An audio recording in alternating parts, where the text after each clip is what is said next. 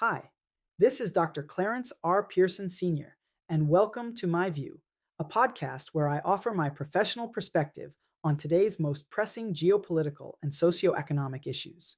Recently, my attention has been drawn to developments in Liberia, where a comparative analysis of the Weboakai administrations was provided by Liberian journalist Philip Burt Brown, causing a stir. Here is my view on the matter: a tale of two presidencies, what Liberia's economic numbers reveal, and what they conceal. In Liberia's evolving democratic discourse, numbers have become the new battleground. Supporters and critics alike increasingly rely on statistics to define success or failure in governance. A recent commentary comparing the administrations of George Manawea and Joseph Nyuma Boakai makes a bold claim that President Boakai has delivered stronger macroeconomic outcomes in less than half the time. At first glance, the argument is compelling. Growth appears higher, inflation lower, and reserves stronger. But a closer examination reveals a more complex reality, one where context, timing, and methodology matter just as much as the numbers themselves.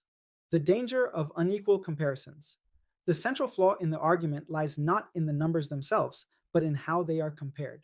President Wea governed Liberia for a full 6-year term, navigating some of the most disruptive global shocks in modern history, including the lingering economic effects of the Ebola crisis, the withdrawal of UN peacekeeping forces, and the devastating impact of COVID-19. These were not ordinary conditions. They reshaped economies worldwide, and Liberia, already structurally fragile, was especially vulnerable. President Boakai, by contrast, assumed office in 2024 at a moment when global inflation was easing, commodity markets were stabilizing, and international financial institutions had resumed more predictable engagement. His 28-month record, therefore, reflects a different global cycle, one that is, by most measures, more favorable. To compare a full crisis era presidency with a partial post crisis administration without adjusting for these conditions risks producing conclusions that are statistically neat but analytically misleading. Growth, recovery versus momentum. It is true that Liberia's economic growth under President Weah averaged modestly over his full term, with contractions in 2019 and 2020 dragging down the overall average. But those contractions were not policy anomalies. They were the direct consequence of global shocks. What followed is often overlooked: a steady recovery, with growth rebounding to nearly 5% between 2021 and 2023. This suggests that the later years of the Wah administration were not defined by stagnation, but by stabilization and recovery. Under President Boakai, growth has remained in the 4 to 5% range, a continuation of that recovery trajectory rather than a sharp departure from it. The difference, then, is not as dramatic as headline averages suggest. It is less a story of transformation than of continuity under improved external conditions. Inflation, a global story with local effects.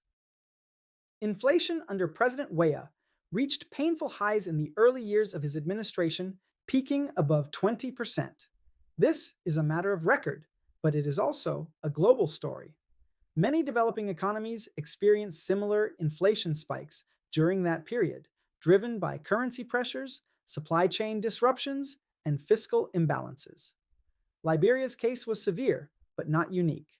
The subsequent decline in inflation, now highlighted under President Boakai, is real and significant, yet it is also part of a broader global disinflation trend, supported by easing fuel prices, improved supply chains, and tighter monetary policies influenced by institutions like the International Monetary Fund.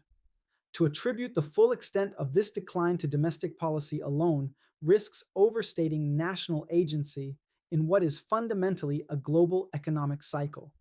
Foreign reserves, policy, or external support. Liberia's foreign reserves have indeed improved in recent years, rising from lower levels in 2023, but reserves are among the most externally influenced indicators in a developing economy. They are shaped by 1. Commodity exports, notably gold and iron ore; 2.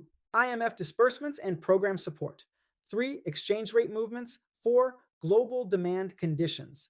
While improved fiscal discipline may play a role, it is only one piece of a much larger puzzle.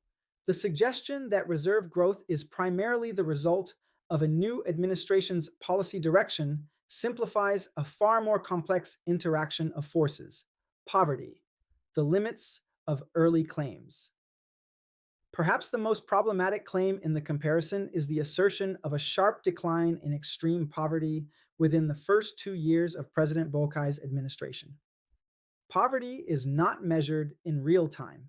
It is captured through household surveys conducted periodically by institutions such as the World Bank. These surveys take time to design, implement, and analyze. As a result, any claim of a rapid, multi-point decline in poverty within such a short window should be treated with caution.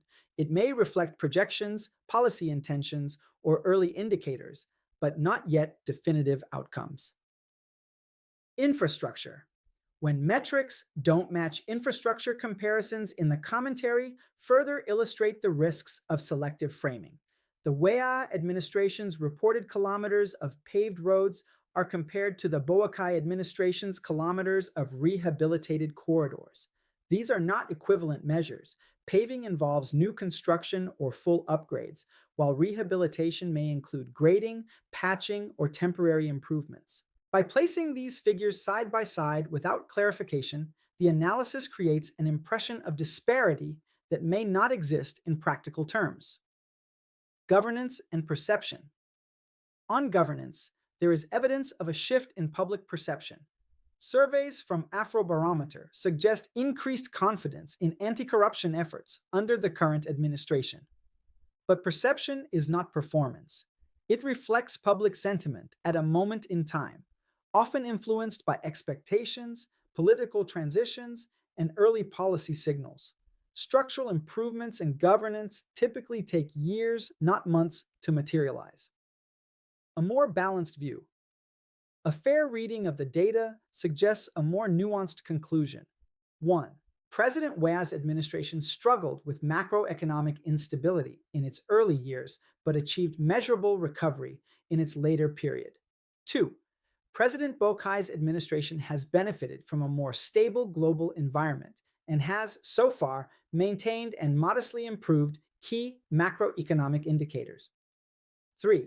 The differences between the two are real, but they are not as stark nor as one-sided as presented. In conclusion, beyond the numbers, statistics can illuminate, but they can also obscure. In Liberia's case, the numbers tell a story of resilience, recovery, and cautious progress, not of sharp divergence between failure and success. The more important question is not which administration appears stronger in a selective comparison, but whether the country is building a sustained foundation for inclusive growth, institutional credibility, and long-term stability.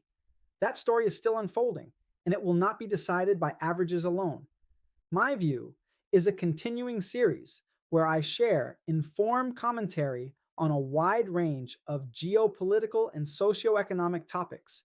If you found today's discussion helpful, please follow, subscribe, like, and share. Thank you for spending this time with me, and I invite you to explore other My View episodes available online. Until we meet again, goodbye.